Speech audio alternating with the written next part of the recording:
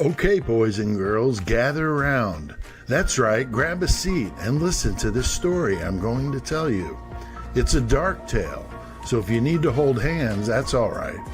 We're going to pull out a story that's 1 hour or less to tell from this collection I'd like to call Serial Killer Story Hour, brought to you by your friends at Murder Metal Mayhem. Remember to be respectful in the chat. And if this isn't your thing, then go somewhere else. I don't want to upset anyone. As always, like the video, subscribe to the channel, and leave a comment. Enjoy the show.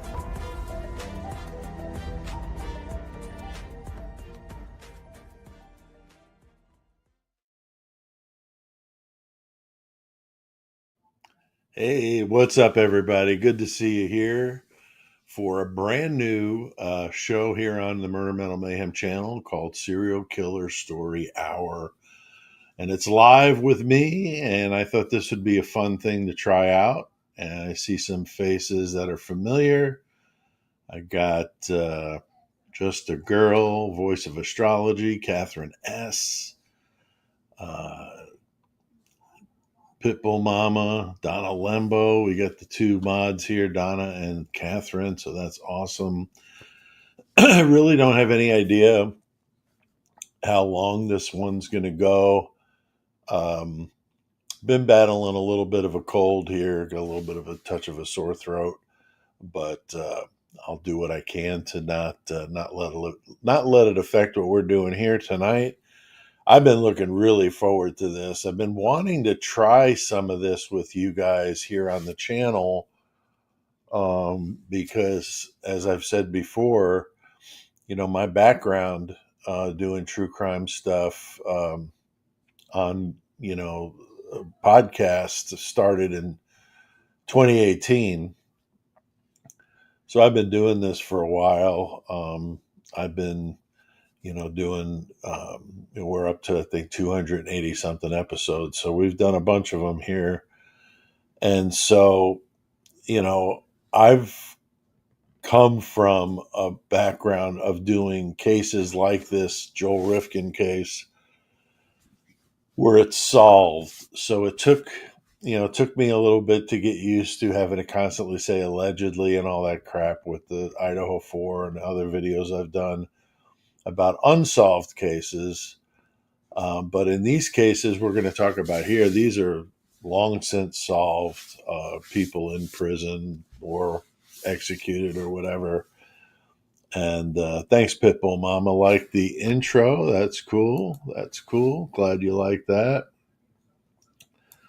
Isles of Shoals, not familiar with Rifkin. I was very impressed with you guys on the poll I did. I purposely set it up to where I had three big name,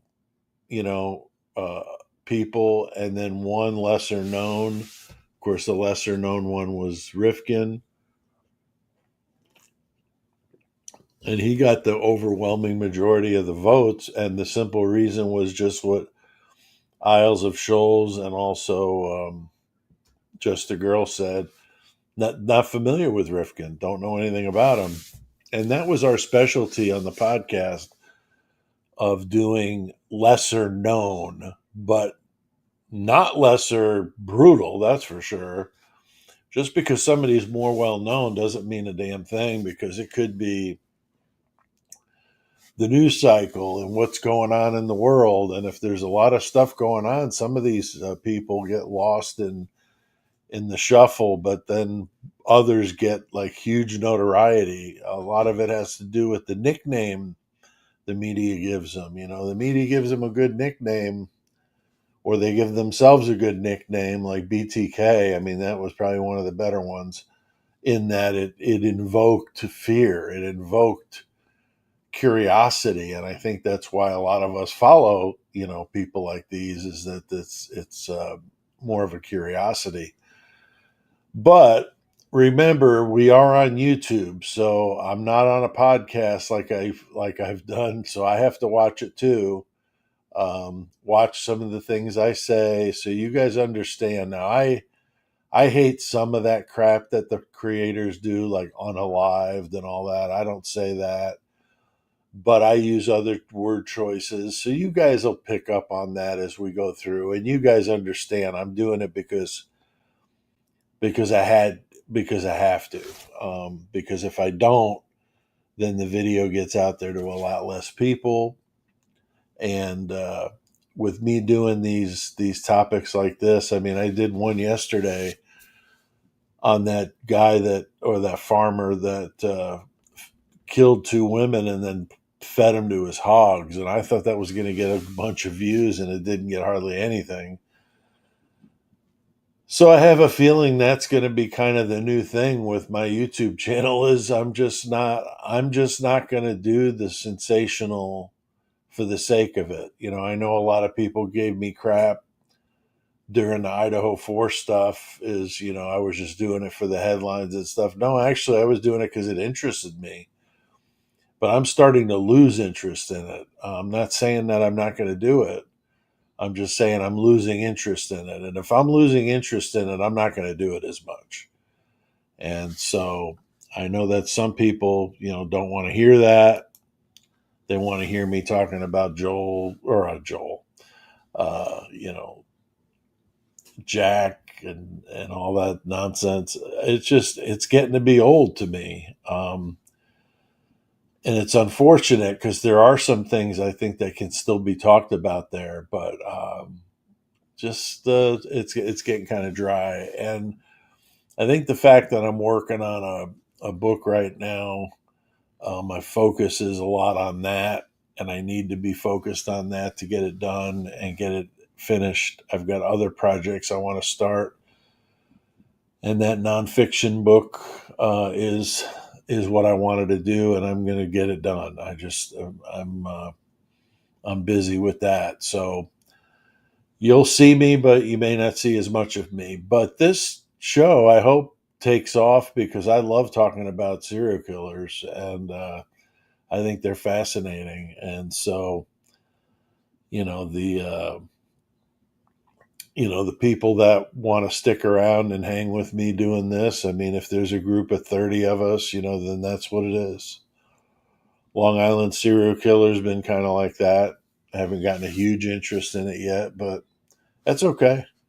If I like talking about it, I'm going to talk about it, whether there's two of you or 222 or 2022. It doesn't make any difference. Yeah, I know Pitbull Mama says she's sick of Idaho 4. And no offense to anyone, and we don't mean any offense. It's just, it's time. It's time. But I think they really strung us along. I think we were fed a bunch of crap, and I'm a little salty about it too. I think that's part of it. And just a girl says the Long Island serial killer is going to get big. I agree. I think it will, and that's why I'm sticking with that for now. As one of my cases, I'm not going to just do that. I'm just, you know, kind of in that boat. And Catherine S. agrees. Voice of Astrology agrees. So we've got a bunch of us in agreement. So that's good. So let me see here. I got a list of some things I want to make sure to remind you about. So yeah, this first episode is going to be on Joel Rifkin, New York serial killer, 17 women from 89 to 93. That's pretty brutal pace. And how he gets caught is almost kind of funny. You get these guys that just do something so stupid, and this is definitely one of them. Unless the license plate fell off or something like that, or it got stolen, then and maybe he didn't know. But just really dumb, just really dumb. So make sure you like and comment and subscribe if you're not already. I know most of you guys are. We've got the mods out there, Catherine S. and Donna Lembo. Appreciate that, ladies. Also, the members, the Horns High Club and the Mayhem Squad, you guys are amazing. If you're interested in becoming a member, it's $1.99 for the Horns High Club, $2.99 for the Mayhem Squad, and it's a great way to support the channel. And this is kind of the way it's going to go, how I plan on doing this, just so you guys understand. I'm going to do my presentation on Rifkin, however long that takes, maybe a half hour, something like that. I'm going to have limited chat involvement with that. And the only reason for that is to limit dragging it down and slowing it down. I want to get through it to make sure we get this all done within the hour. That's my plan. So I don't plan on doing this for more than an hour, which is why it's called the Serial Killer Story Hour. So, but then I'll open it up when I'm done with that part of it. I'll open it up for the usual questions, answers, comments, all that sort of stuff. So if you have something you want to contribute, don't don't get frustrated if I don't respond to you early, because I'm going to be getting through the material, and hopefully it goes well. And like with anything, this is kind of a experiment. I have absolutely no idea, what kind of response I'm going to get for this. And I'll talk about this later. I've got one picked out for next week already. And even lesser known, if not one of the least known, but the most influential serial killers out there. So we'll talk about that.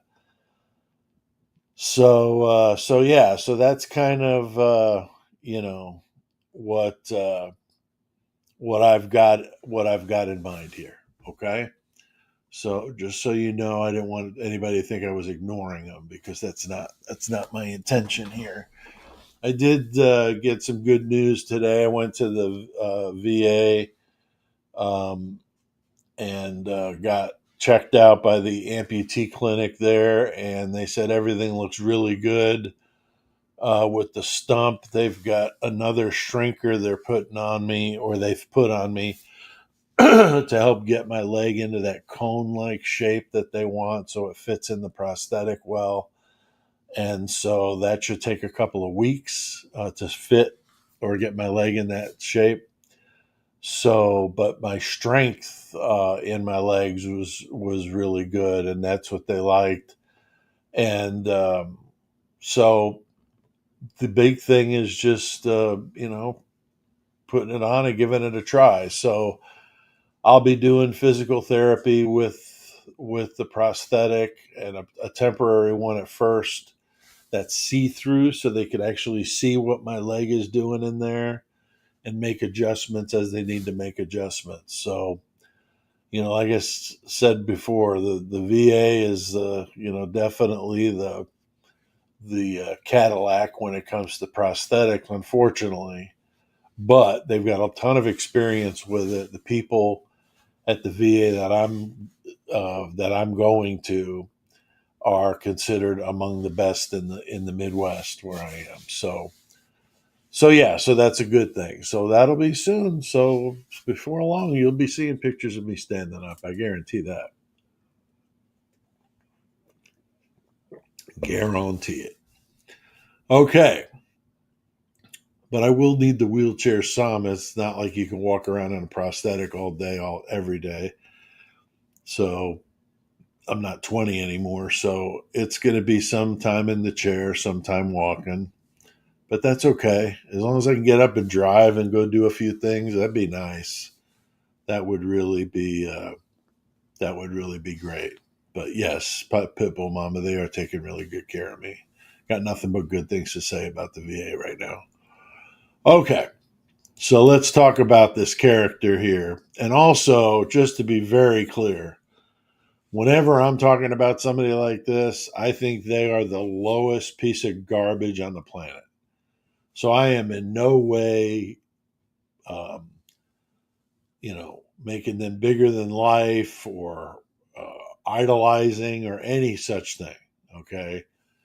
These people that we're going to talk about on the Serial Killer Story Hour are absolute horrific pieces of garbage. Okay. So just want to be clear about that. So Joel Rifkin, born January 20th, 1959 in New York City. His parents were like college age, gave him up for adoption at 3 weeks old. His biological dad apparently was in the Army or an Army vet. I'm not sure if he was currently or had just come out of service from like maybe World War II. I'm not sure about that. He ends up getting adopted by an upper middle class couple living in Long Island, New York.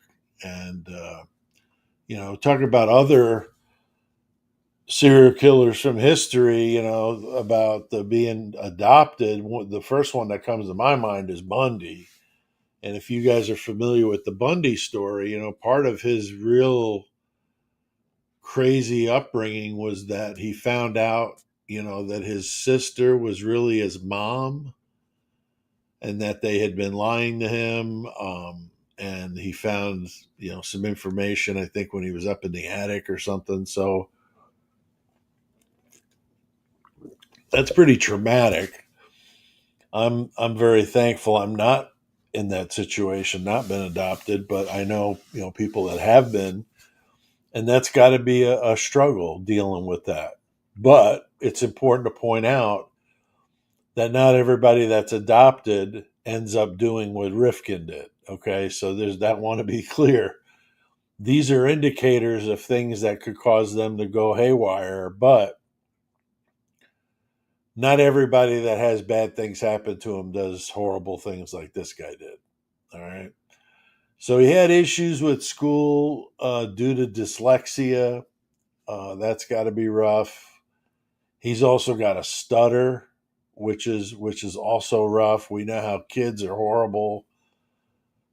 Very, very rough on him, brutal in the playground, at school. He's bullied by these other kids. And he seemed to take it really easy. Like it didn't seem to upset him, but in deep inside, something was really going on. But unfortunately, this is a very common thing with serial offenders.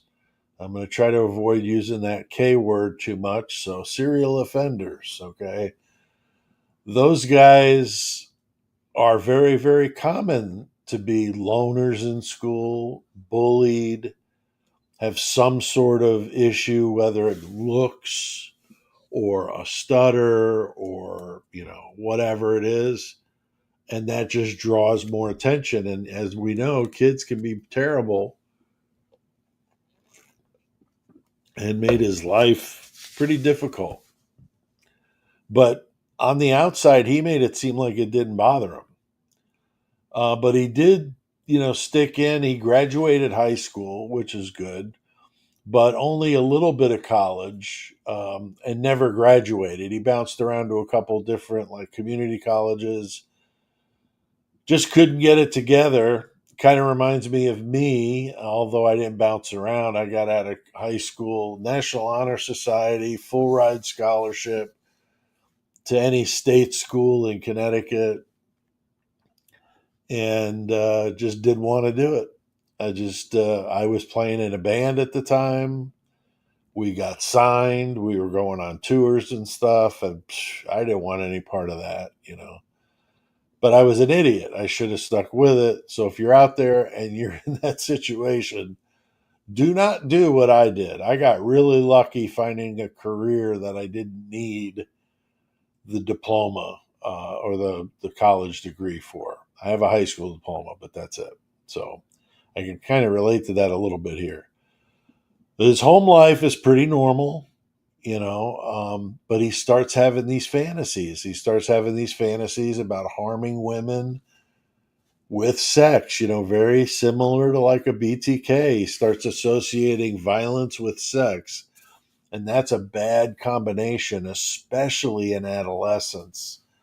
So on the outside, he makes it seem like, you know, those who picked on him didn't upset him and didn't seem to let it bother him. But on the inside, he's like a stewing, cauldron of hate. I mean, he's very, very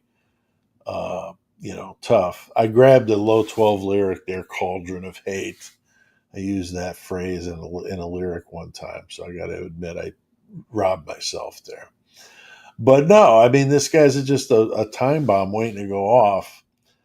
And his adopted dad, though, ends up passing away by self harm in '87 because he had a prostate cancer diagnosis and he was having some problems. And he just did that. And that would be another thing that would shake somebody loose, you know. He was older, though. Rifkin was, almost, let's see, '87. He would have been, almost 30. So he was an older young man. Um, but then he gets arrested that same year in a prostitution sting, which would kind of set the stage for what his downfall would be. That thing that people do that, in these situations, that just is the beginning of the end, and that would be his addiction to using prostitutes. He was all about it. I mean, this guy was, you know, spending every dime he had on prostitutes. And he would stay out at all hours in New York City, even after he was done using the prostitutes. He was like obsessed with them, and he would drive around and talk to them, and he would hang out in areas where they would be, and he was like really into it. And this is obviously, not a normal situation here. Um, but using prostitutes as victims is one of the most common things among serial offenders. I mean, there's so many that we could call on in that situation. But I gotta say, one of the viewers I saw put a comment in about one of my one of the I think one of the more fascinating serial offenders out there, and that's Arthur Shawcross. You'll definitely see him in one of these because he's a weird one. But he was all about the prostitutes and like ridding the world of their scourge. He thought he was doing like God's work in a way. Gary Ridgway, the Green River Killer, same thing. Probably more so like that. He genuinely thought he was doing a good thing by getting rid of them. And he ended up, what, his body count was 70 or 80. I mean, crazy, a crazy amount of them. And as we find out with the Long Island serial killer case, those of us following that, prostitutes unfortunately just kind of get shoved to the side because nobody cares about them. And the police kind of have a nonchalant attitude about, investigating their crimes. But they're people. And we don't understand that here in our community, but there are people out there that look at them, you know, as less than people. And that's terrible. But Shawcross, Ridgway, these are ones that come to mind to me when this stuff comes up like this about the prostitutes. Now, they're not the only ones. Those are just a couple. But there's a concept I'm not sure if you're familiar with, and if anybody out there is in a metal band and you're looking for a good band name, this is a good place to hang out because I am constantly throwing out some good band names. And here's a good one, okay? You can use it. I'm not going to stake any claim to it. I think it would be a good band name for a more of an extreme metal band, but the term the Madonna Whore Complex. And that's when men look at women as either one or the other. They're either like perfect or they're whores. There's no in between. That's obviously not right. But that's a thing. And that's probably what was going on here with Rifkin, Shawcross, Ridgway, these guys. They just they just don't look at them as being human because they're whores. and they're not perfect like maybe their mothers or somebody in their family that they feel is perfect. Just like Ed Gein, with the way he kept his mom's room like immaculate. The rest of the house looked like a train wreck, had body parts and skulls and lampshades made with human skin and all these horrific things. But his mother's room was perfect. So that kind of thing. His crimes started shortly after his 30th birthday, which would kind of be in line with the typical serial killer age. 89 is where we're talking about. Now, I got thinking about when I left the East Coast, and it would have been about a year after this. It would have been February of 90 when I moved away. So I don't remember him at all because he wasn't captured until even found out to be who it was until years later. But I would have been a year out of being out of the area at that time that he was doing his thing. But he was living with his mom and his sister in East Meadow, Long Island. He was spending all the money, as I said, on prostitutes. He was working kind of when he wanted to he was working with like a landscaper, um, but he used every bit of money he had on the prostitutes. Now his first victim, the first woman he brought to the house, stole from him, and then the next one that he brought to the house, he ends up, offing. So he didn't do it every single time. He said it was kind of random. He went with it in the moment. There was no rhyme or reason to it. It just he was, with somebody, and then all of a sudden the urge would come, and he would just do it. He's very nonchalant about it in the interviews he's done. But a couple days after payday, the guy's broke again because he spends all his money in New York City. His first victim, though, chopped up to avoid detection, which is very common to avoid identification of the body, which is something he would do often, if not all the time. Not like Hewerman, right? Just throwing them on the side of the highway there in Long Island. He's putting the work in to conceal their identification.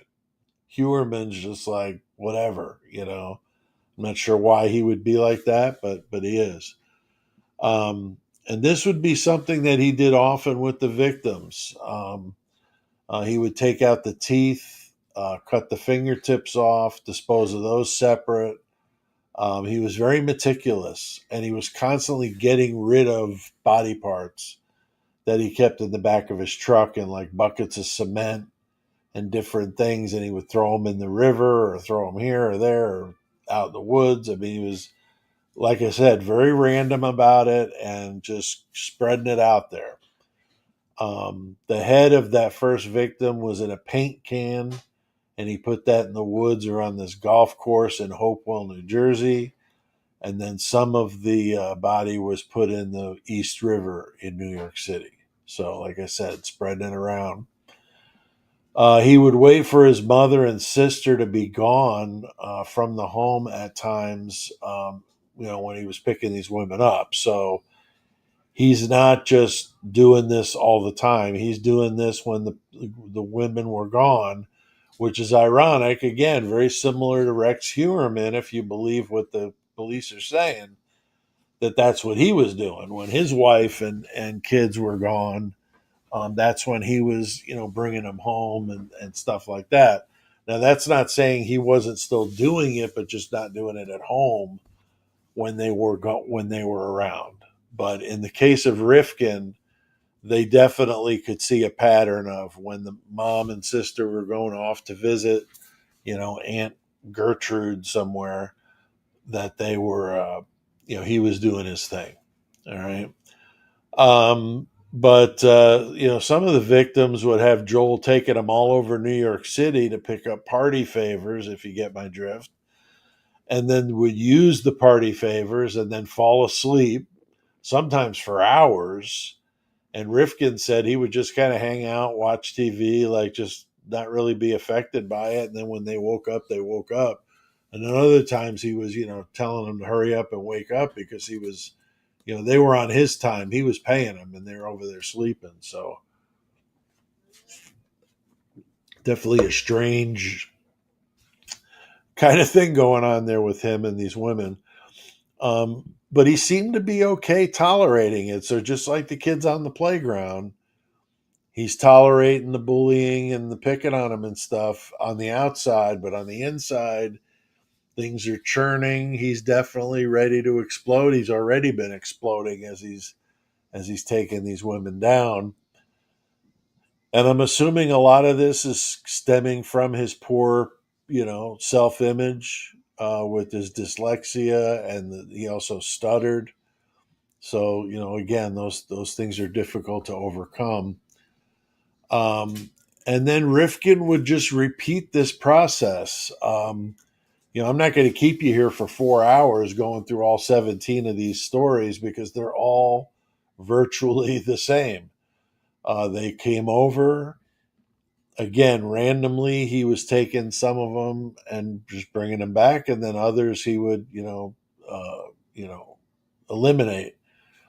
And he would do that 16 more times. So 17 total women in 4 years, which I think is a pretty crazy pace.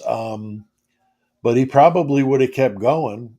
Like most of them, they're going to keep going until they're caught.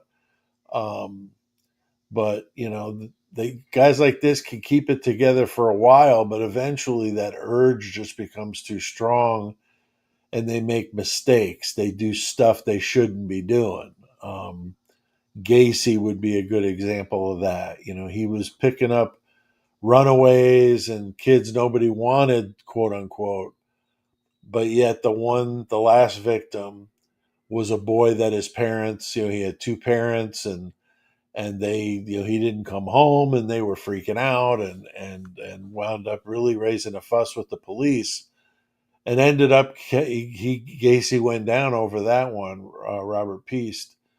So that would be a good example of that, and I think that's what's fascinating about serial killers is you can keep, as you talk about them, you're kind of interweaving other stories of other offenders in with them because they all study each other. And next week, when we go to the topic for next week, that's a shining example of somebody that was, you know, um,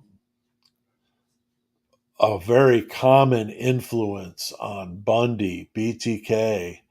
I'm not sure about Gacy, but I wouldn't be surprised. He was known amongst the people out there doing this kind of stuff, and I think it's fascinating. So just like Gacy messed up, so does Joel Rifkin. His last victim had told her boyfriend and pimp, David Rubenstein, who is ironically the singer for Reagan Youth, which was a punk band in New York City. You may have heard of them. I've heard of them. I'm not into punk, but I've heard of them. And so that was her boyfriend, was the singer for Reagan Youth, which was like a high school age band, but they played all over the city. Um, he She told him that she would be back in 20 minutes, but she wasn't. And then he ends up calling the police with a description of the vehicle he saw her get picked up in, which was Rifkin's 1984 Mazda pickup that he drove. And the boyfriend, offed himself by OD less than 2 weeks later, apparently just completely distraught over the girlfriend's passing. So pretty crazy stuff. But that was it. Now on June 28th, 1993, Rifkin is out driving his Mazda truck without a back license plate. Now, I don't know if it fell off, it was stolen, or if he was just being stupid. I'm assuming it fell off or it got stolen, but I don't know. Police tried to pull him over in Long Island on the Southern State Parkway and led them on a chase for like 20 minutes before he loses control and crashes into a light pole. So not too good of a car chase there. Rifkin steps out with his hands up, doesn't fight the arrest at all. The cop, I saw an interview with the cop, said he was kind of almost surprised. The guy was so compliant. The body of his last victim was wrapped in a blue tarp inside the truck topper. Now, this body would have been in that state for, I don't remember the exact date. Let's see here if I've got it. I don't see it. Of when he, attacked this woman. But he was keeping bodies in the garage of his family home. Apparently, like that was his domain because he had a bunch of crap and junk out there. So nobody fooled with the garage because that was like Joel's, lair. And he was keeping bodies in there. So imagine how that must have smelled. Just awful. I always wonder how people could tolerate something like that and not want to know what the hell does that smell. It's just gross. But he gets pulled over, he gets out, or he gets in a wreck, he gets out, hands up, doesn't fight it. Um, the body of the last victim, again in the truck topper. The cop picked up on the odor of decay, so he knew something was going on, especially the way Rifkin was acting. And he kept things very under control until the backup eventually got there and Rifkin was taken in and arrested. He would spill the beans. He was not, coy with the police. He spilled the beans. He told them about the 17. They asked him how many victims there was, and he told them. He knew every painstaking detail, could tell you times, dates, names, places. Pretty amazing. Kind of reliving them in his head over and over again, which is, again, very common with serial offenders.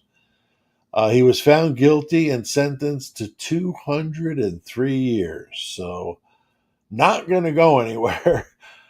Prison officials kept him in a cell in, like an isolation at the notorious Attica prison. That's the one where there was the big prison riot in the 70s. That's an interesting story. We covered that on the podcast.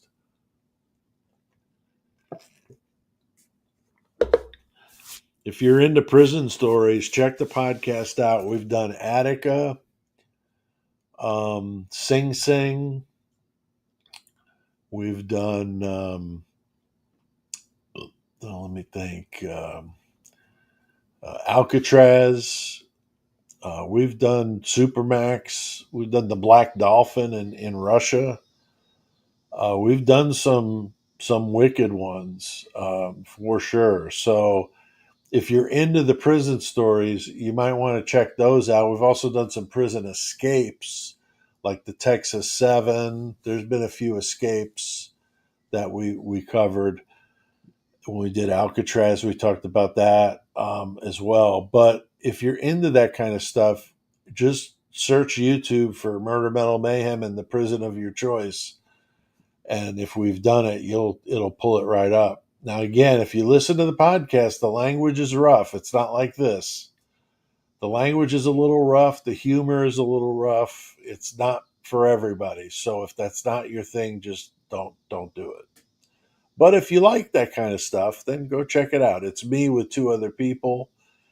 With the prison stories, I usually bring in a friend that's a prison a guard in Texas that we talk about, what's it like being a guard and finding shanks and all that kind of stuff. So he brings a lot of good realism to that. But he's first at Attica, but then they switch him to Clinton Correctional, where he gets housed with over 200 others who couldn't be in general population. Rifkin would be one of the rare Jewish serial offenders. The other one that comes to mind, David Berkowitz, the son of Sam, also Jewish, but would later become Christian behind bars and renounce, what he's done and all this kind of stuff. So a lot of times that happens with these guys in prison. They take a turn and they find religion, and that is what it is. One interesting fact about Rifkin, though, the name was used as a character in Seinfeld who dates Elaine, if you're familiar with the show. You never see him. She just talks about him, I think. And her friends, are begging her not to date him just because of this notorious name of his. But if you're interested, it's an episode from 1993 and it's called The Masseuse. So if you want to check that out, you can do that. There were quite a few really good documentaries on YouTube. So if you're interested in this case, there's quite a bit of stuff out there that I thought was pretty good. I've got a couple of books that I wanted to share with you. I like to try to show resources and also let people know that that there are resources out there if you're interested in finding out more. I knew I had a book on him. I just couldn't remember if this was the one. It's From the Mouth of the Monster. If you're interested in this one, written by Robert Mladenich, not sure how to pronounce that, but it's got an interview with Rifkin, and actually, if you go on YouTube, the interviews that the guy talks about, the author, are on YouTube. Some of them are, and the author is on there talking about it. So there's some stuff about this on YouTube as well. And then I got to say, I mean, I've got a pretty extensive true crime library, but this has got to be one of the most worthwhile books if you're into true crime, you're into serial offenders, and you want to learn more about them and what makes them tick. This is a good one. It's called Serial Killers, The Method and Madness of Monsters by Peter Vronsky. He's Canadian. I won't hold that against him, but no, he's a Canadian. A really good guy. I've interviewed him before. He's got this book. He's got others. He's got one with just women, but this one is fantastic. So if you're into this kind of stuff, this is a really good book to get to just keep on the bookshelf so that when you want to call it up, you can if you're doing something about a case. Because there's a lot of information in this book that I don't find in other places. So like when we do podcasts, the first thing I'll do is look up the name in this book to see if there's anything on them. And if there isn't, then I got to go elsewhere. But if there is, boy, there's some good stuff in here. So really can't express that enough. Peter Vronsky. He's a good guy. Like I said, I've interviewed him. He was throwing around a few F-bombs, so he fit in with Murder Battle Mayhem just fine. But let me see if there's anything else.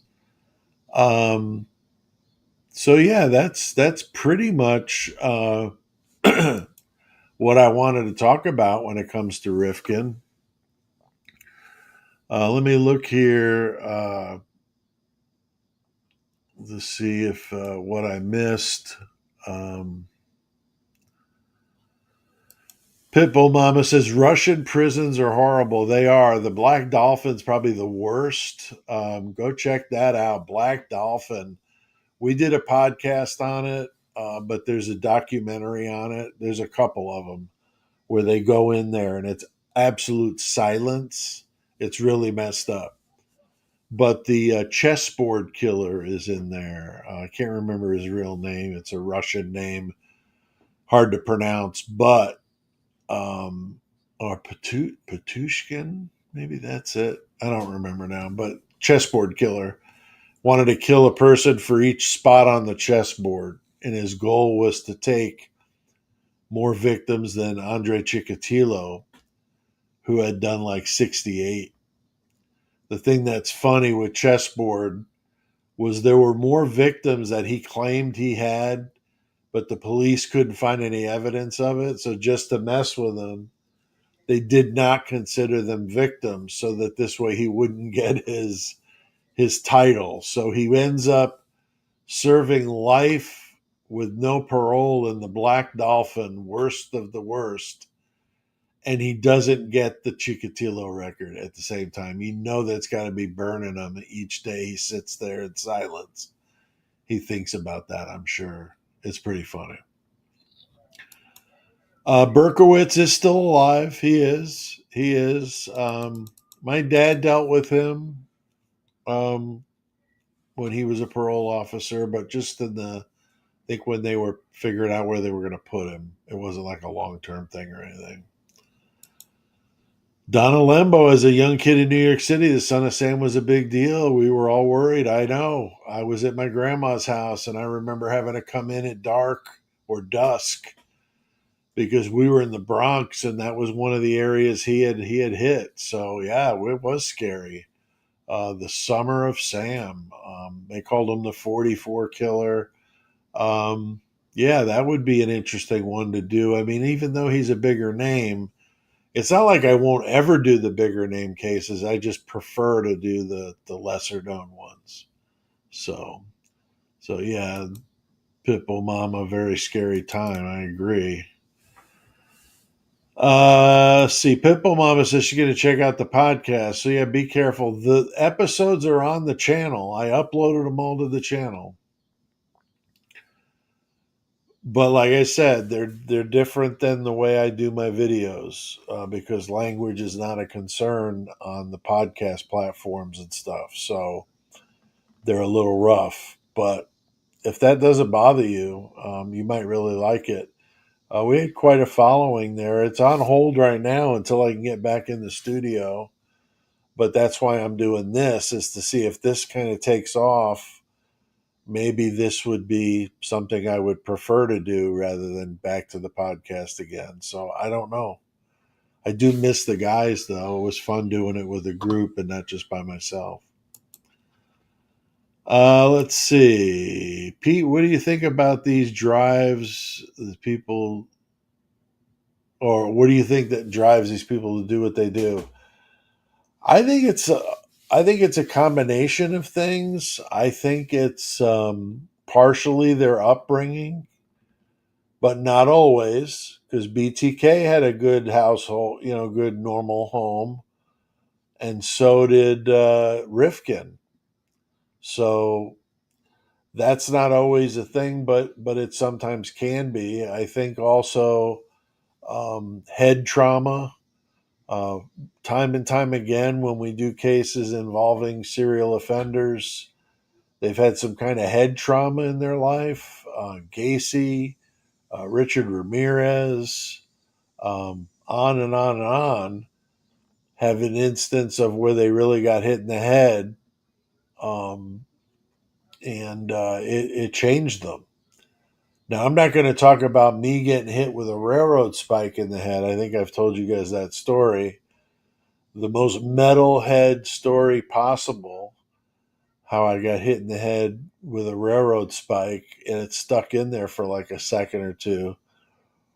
Pretty sick, but I was okay. My dad got me to the hospital all the time and everything. But that does not mean that I'm a serial offender. It's just that kind of stuff lends itself to those sort of activities. And I think too, the person's, in the DNA. We see some of these people that, the father was, a criminal, grandpa was a criminal. They're around criminals, there's people so I think it's a lot of things. It's just not one, for one, a lot of them are driven by sex, as we all know. I mean, that's a common thing that drives them. Also, some of them, just think that this is like a thrill, like the thrill killers. like Leopold and Loeb in Chicago. Two rich boys had everything in the world going for them, and they killed this little kid just to see what it would be like. That's kind of weird, right? So, how do you explain a guy like that or guys like that? It's hard to explain, but great question, though. Great question. Let's see. Rifkin was a loner, though, and bullied. He went on the yearbook committee, like photography. They made fun of him and stole his camera. Yeah, they did a bunch of mean stuff. They had a party at the end of the year with all the staff, and they didn't invite him. He was the only one they didn't invite. Yeah, and they did mean stuff to him, like stealing his camera. I remember that. So just really just shitty, right? I mean, why do people got to be like that? I don't understand. I don't understand. Let's see. And he was supposed to be a good photographer. Let me see if there's anything else here. Um,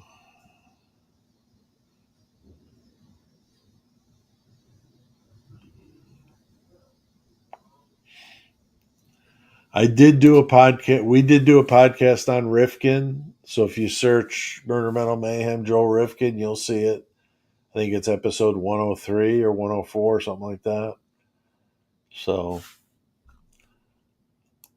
Delta Firefly just became a YouTube member. Awesome. Thank you very much, Delta Firefly. I think we had somebody else too. Bobby J is a new member. That's a fantastic. And that's good. So thank you, ladies, for that. Appreciate that very much. Yeah, I knew this was going to be a smaller crowd. I really didn't know how big of a crowd it would be. I'm curious to see if the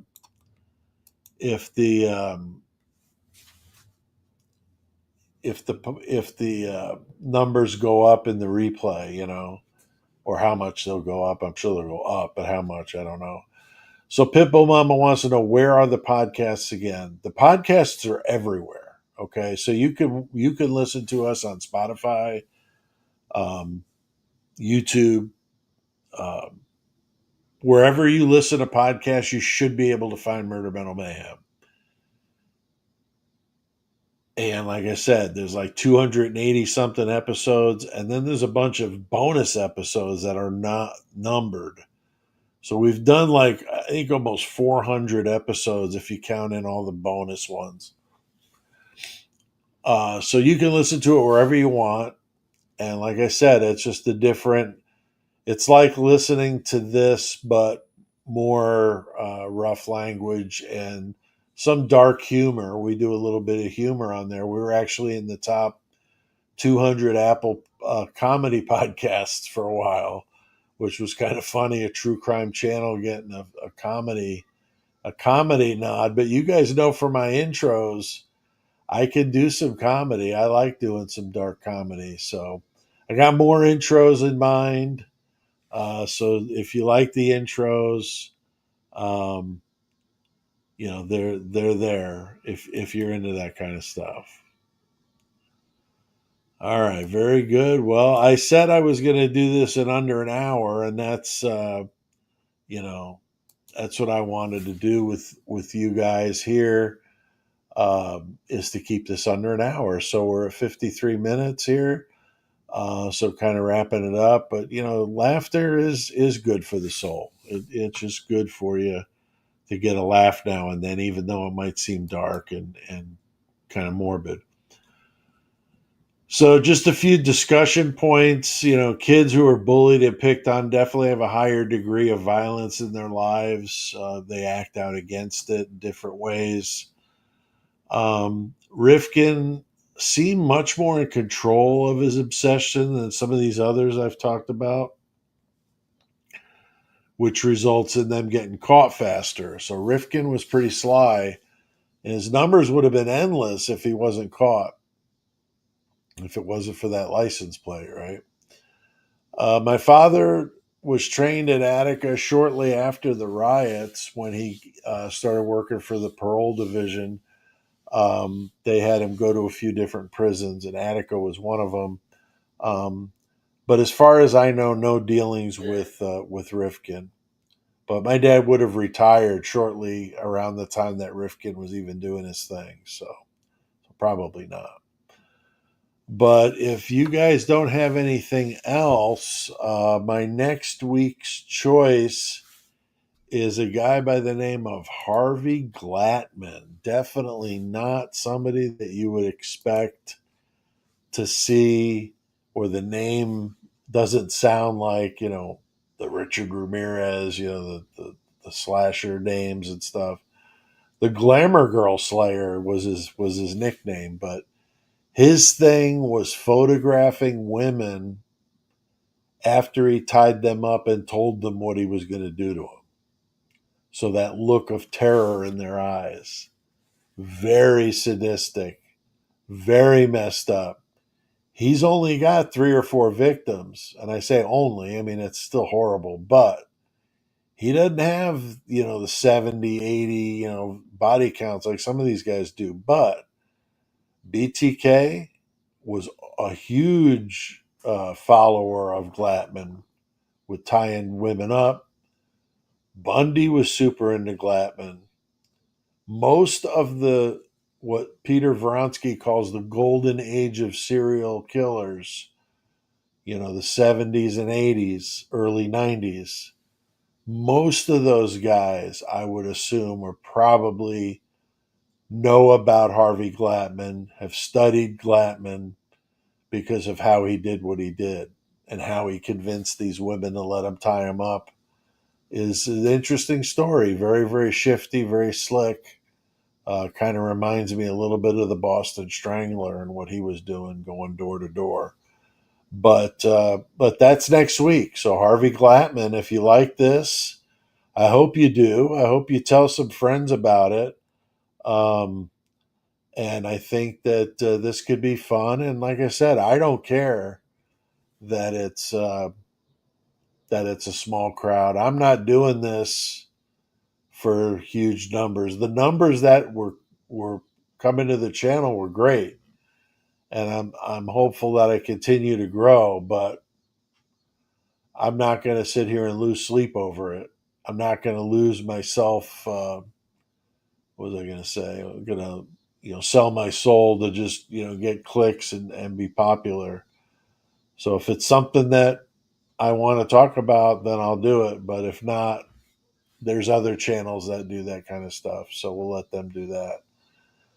But I am going to have guests on. I'm going to do a Canadian case coming up, and I got a friend of mine from Winnipeg that'll come on with me. That'll be fun. His name is Shane. He's a good guy. He's got the Canadian accent and everything to prove it. But we've done episodes with Shane before on the podcast, so I thought it'd be fun to bring him in on these. So we'll do that. And if I've got any prison stories or anything related to that, we'll get Tex on to talk about that with us, the prison guard I know. He's really fun to have on, although I have to hide his face because of his job, but we can still talk to him. So that'll be neat. So that's what you can expect on Tuesday nights with me. But again, thank you guys very much for coming. I appreciate your support a great deal. And have a good rest of your week and weekend for sure. So I will talk to you guys next Tuesday. I'll be doing a live probably Saturday. I'm having some work done at the house here on Sunday, but Saturday, I think in the afternoon. I'm not sure if I'm going to do Idaho 4 or maybe Long Island Serial Killer. I'm just not sure yet. So, but I'll let you know. But I'm going to do a live on Saturday at 4 o'clock Central, just like I usually do. So, all right, guys, take it easy. I'll see you next time.